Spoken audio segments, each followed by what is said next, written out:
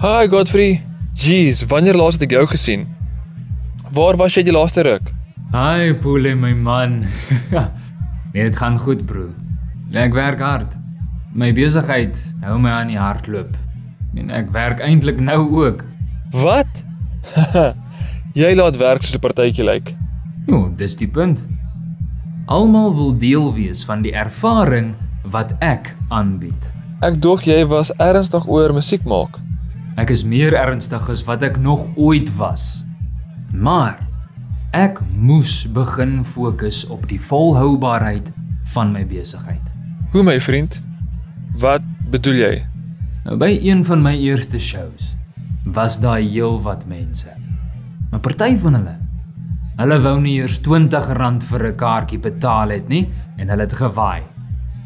Nou net na die show het ek van daai selfde mense by 'n eetplek hier naby sien sit met duur cocktails en nice kos. Nou ek het toe besef, ek moet kos en drankies verkoop by my volgende show as ek wil hê daardie mense moet kom. Nou ek het die wins van die eerste show se kaartjieverkope gebruik om kos en drankies by die volgende show te verkoop. My broer, luister nou mooi dat ek jou vertel. Ek het meer geld gemaak uit die verversings as wat ek het uit die kaartjieverkope. En ek het iets ongeloofliks geleer. Sê vir my boetie, wat het jy geleer?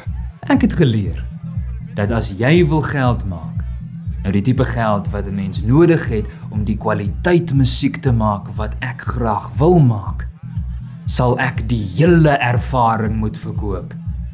Nou meeste mense sal nie net vir die kuns kom nie. Nee, die handelsware wat ek verkoop en die leefstyl rondom die show. En dit is waar 'n mens regtig geld maak. Dit klink of jy alles te lig gebring het, my broer.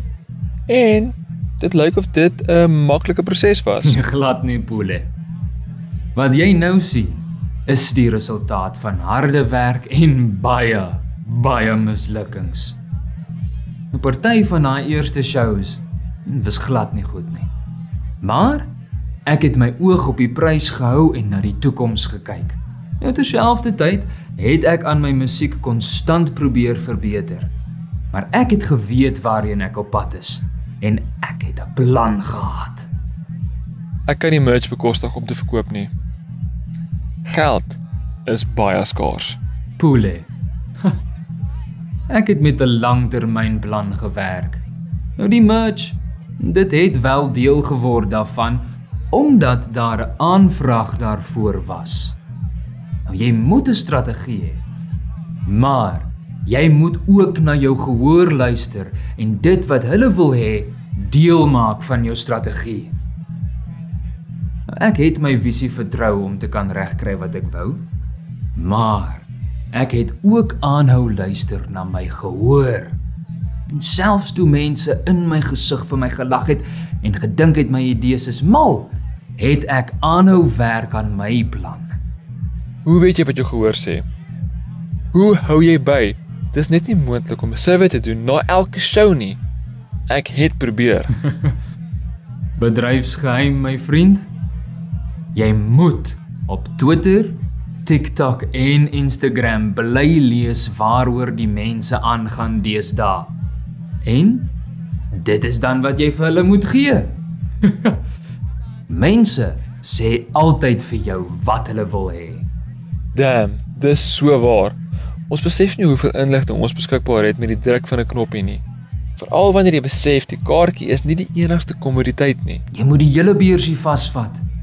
En hoeveel goed kan jy aan een mens verkoop? Ek is mal oor die idee, maar dit het so lank gevat om net genoeg geld bymekaar te kry om my akteurs te betaal. Wat kan ek meer doen om daai geld te rek? Nou, jy moet seker maak dat jy jou bronne effektief gebruik, Pule. En hoe kan jy die meeste waarde uit elke interaksie trek, hè? As jy presies weet wat jy van daardie mense wil hê, en dan betaal jy hulle net daarvoor.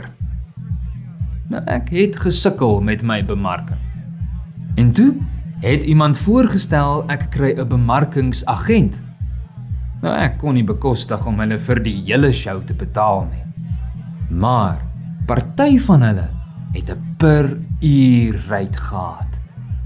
So, ek het net mooi gaan dink oor presies wat ek nodig het en toe betaal ek hulle net vir daardie konsultasie. Nou, ek het self die plan geïmplementeer en dit het so baie geld gespaar en ek kon regtig my gehore uitbou. Jy is reg. Ek het soveel probleme met die toneelteks gehad dat ek aanhou verander het daaraan en toe moes ek die akteurs betaal vir al die ekstra tyd. As ek seker gemaak het die storie is reg voor ons begin het, sou ek baie geld gespaar het. Hulle was ook almal die hele tyd daar. Ek kon eintlik verskillende akteurs op verskillende dae ingekry het. Dit kon ook baie geld gespaar het. Hulle het partykeer net rondgesit en gewag. Ek kon geld gehad het om drankies te koop en 'n bemarker in te kry soos jy. En foute is deel van die leerproses. Maar op die lang pad moet jy ruimte laat vir mislukking en dan beter doen.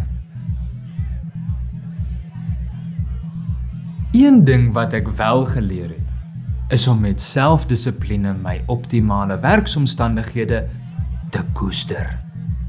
Wat bedoel jy? Maar ek respekteer my tyd en ek behou my fokus wanneer ek werk.